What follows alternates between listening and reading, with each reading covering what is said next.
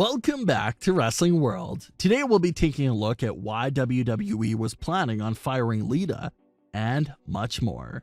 Before we get into it, don't forget to subscribe and drop a like below. Let's start it off with this news that was shockingly released by Lita herself. So even if you're a new fan and weren't watching back in 2006, chances are you still heard or seen Edge and Lita's live celebration. The segment took place back in January 2006 and served as the main event segment for Raw that night, with WWE building up the hype for the segment throughout the show. It worked, and it did what WWE wanted it to do. Edge and Lita's live celebration still remains one of the highest rated segments in the entire history of WWE. The segment was extremely controversial back then, even before Twitter and the rest of social media came into play. The dirt sheets weren't quite big yet, and there was no real platform for fans to voice their displeasures, and the media just didn't give it a lot of attention, so they kind of got away with this segment back then.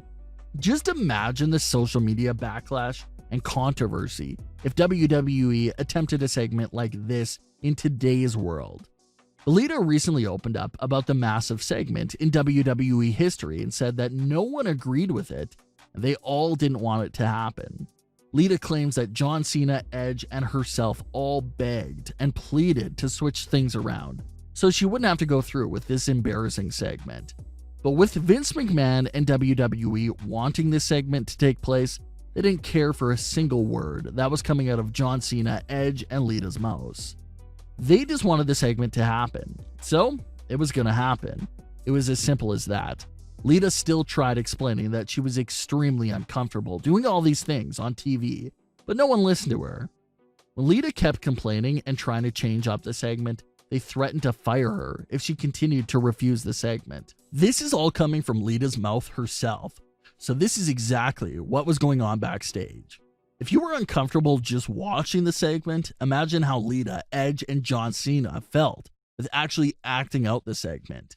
Being forced to take part in this segment and even being threatened to lose her job if she refused it is what ultimately led to Lita suddenly deciding to walk away from WWE just a handful of months later. And WWE didn't let Lita go out in peace either. She was buried, and they made her pay in every way imaginable on her way out. Lita was constantly made fun of on television during her final months with WWE, and even during her final match, Crime Time came out and started selling all of Lita's personal belongings from her locker room, with the story being that they stole these items and was selling them to members of the crowd since she was leaving and didn't need them anymore. That supposed box of Lita's personal belongings also contained embarrassing items that were just meant to embarrass Lita even more during her final night with the company. So all of that information came from Lita, and it's very dark. A lot of people view this as a dream job, but you listen to that story from Lita and you're just asking yourself, what is this place? Obviously, what Lita went through and the segment itself will never be erased. But 15 years later, it does seem like things have improved. Lita has obviously returned to WWE a handful of times since 2006, so it does look like everything that was there between both sides have been settled in some way. 15 years later, WWE women are being treated completely different and treated like actual wrestlers compared to the stunts they were pulling off with their women back then. But what did you think of Lita's big reveal about everything that was going on behind the scenes with this segment? Did anything Lita say really surprise you? Next up, we have some comments about an ex-WWE referee that has started up some big discussions with his comments about the Fiend and Randy Orton storyline. He had this to say: Alexa Bliss is standing in the ring, which is fine, but Alexa Bliss being the one who shoots the fireball and hits Randy Orton in the face, and he's selling like crazy, and they go off the air that way. Alexa Bliss shouldn't have been the one to get retribution on Randy Orton. It should have been the Fiend. Bottom line, that's it. If that segment turned out to be the Fiend throwing a fireball at Randy Orton to get retribution, I don't know how I would feel about that one either. I feel like that would have been a dry return for the Fiend. We're getting to the point where expectation for the Fiend's return is starting to get a little high. The longer he's out, the more we expect a bigger and better return. So considering the Fiend's situation right now, I think it would have been a horrible idea for him to return by making one of his usual appearances.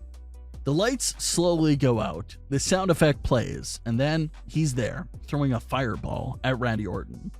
I think that would have been even more corny, so I agree that the Fiend should get his retribution on Randy Orton, and all signs point to the fact that he will. But I like the Alexa Bliss moment because it was basically a subtle warning shot. Something bigger is coming. So I think before everyone goes ranting that they've messed up and it should have been the Fiend, let's just relax, because the Fiend will definitely get his chance at payback on Randy Orton, and everyone expects it to be something huge. Of course, you always have to mention that disclaimer. WWE is amazing at building hype, but they're the exact opposite when it comes to actual deliverance. We got all this hype for the Fiend's return, but when we see his return, it may be something that leaves us saying, that was it? We waited for that? That's just vintage WWE, but the deliverance and follow-up to that hype is often letting us down. But let's hope that's not the case here. Let's hope the Fiend gets his insane return and insane revenge on Randy Orton. Drew McIntyre has unfortunately tested positive for the virus. Drew isn't the first positive testing WWE superstar at all, but he is the first positive test that has been publicly revealed by WWE themselves. Drew McIntyre's message to fans was basically the first time WWE has acknowledged the virus on their television program as well. WWE legend Bully Ray has a good idea for a storyline depending on the outcome of the Royal Rumble WWE title match. Bully Ray believes that WWE can use Drew's diagnosis as a part of the storyline with Goldberg and blame Drew's loss on the fact that he wasn't 100%. He had this to say on Busted Open Radio.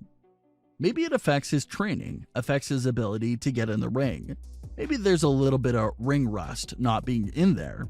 I don't mind using the fact that Drew has it as the base of a story if Goldberg is going to win at the Royal Rumble.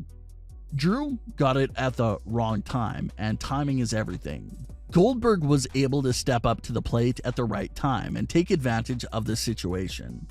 Maybe you have some of the WWE doctors telling Drew you should not be getting back in the ring right now.